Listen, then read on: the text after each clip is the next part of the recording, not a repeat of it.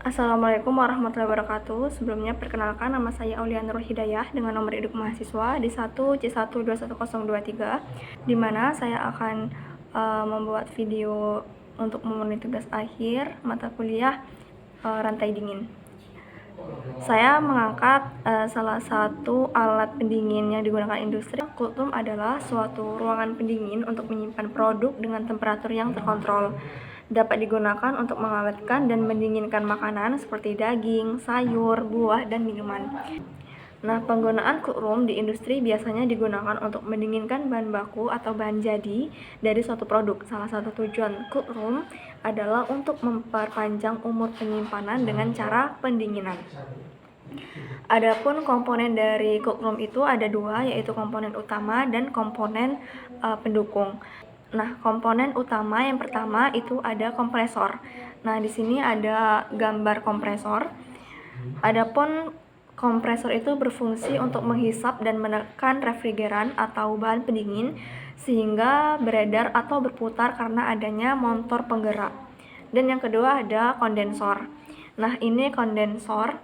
Nah, kondensor ini berfungsi untuk membuang kalor refrigeran ke lingkungan sehingga refrigeran akan kehilangan panas dan berubah fasanya dari gas ke cair. Dan yang ketiga ada katup ekspansi, yaitu berfungsi untuk menurunkan tekanan refrigeran yang berasal dari kondensor sehingga tekanan akan turun dan temperatur akan ikut turun. Nah, ini ada gambar dari katup ekspansi pada cold room. Dan komponen utama yang keempat itu ada evaporator. Evaporator itu berfungsi untuk menyerap kalor dari bahan atau produk yang akan didinginkan. Nah, ini ada kondensor pada cold room. Dan yang keempat itu ada refrigeran, adalah bahan pendingin. Refrigeran itu bahan pendingin adalah media pendingin yang berbentuk cairan maupun gas dan memiliki titik didih sangat rendah. Bahan pendingin dibagi menjadi dua, ada bahan pendingin amonia dan ada bahan pendingin fluorinated. Amonia ini dapat meledak, sedangkan fluorinated ini aman dan tidak beracun. Selanjutnya ada komponen pendukung dari cold room. Yang pertama ada akumulator. Nah, ini ada gambar akumulator, sedangkan akumulator ini memiliki fungsi untuk menampung sementara refrigeran berwujud cair yang belum sempat menjadi uap di evaporator. Dan yang kedua ada high low pressure atau HLP. Ini ada gambarnya. Nah, HLP ini berfungsi untuk melindungi sistem refrigerasi dari tekanan yang terlalu tinggi atau terlalu rendah. Yang ketiga ada termos. Ini gambar termos. Termos ini berfungsi untuk mengatur atau mengendalikan temperatur udara dalam ruangan, yaitu dengan membuka atau menutup kontak listrik yang biasanya dihubungkan ke seri ke kompresor secara otomatis. Dan yang keempat itu ada solenoid valve. Ini gambarnya. Dan solenoid valve ini memiliki fungsi sebagai katup elektris cairan refrigeran dalam sistem refrigerasi. Dan yang kelima ada liquid receiver.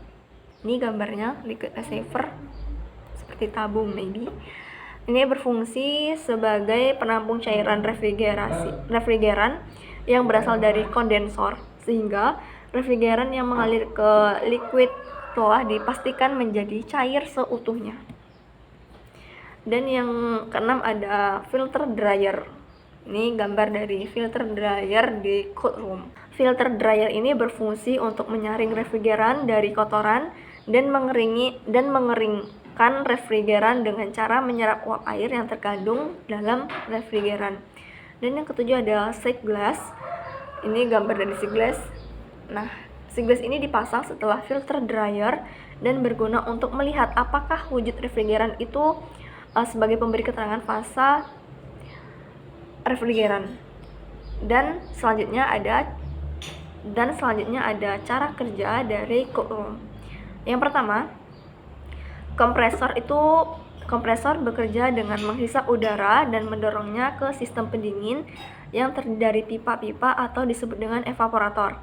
Jadi pertama ada kompresor menghisap udara dan mendorong ke evaporator. Evaporator akan mengubah refrigeran itu menjadi uap yang kemudian akan didinginkan oleh sirkulasi udara dingin.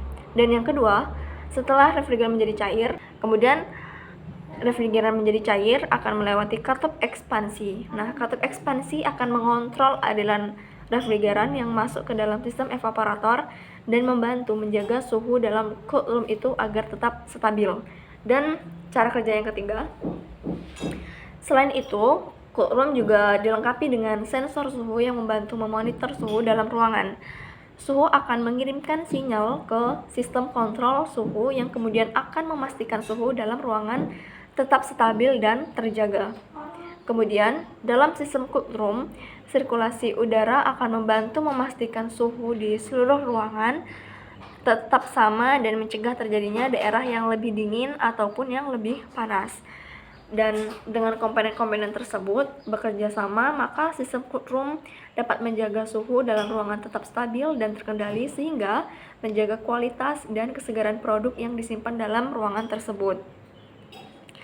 Selanjutnya ada suhu dari cold room, yaitu secara umum suhu berkisar antara -8 sampai 10 derajat Celcius itu diatur sesuai dengan kebutuhan bahan baku yang disimpan pada ruangan tersebut.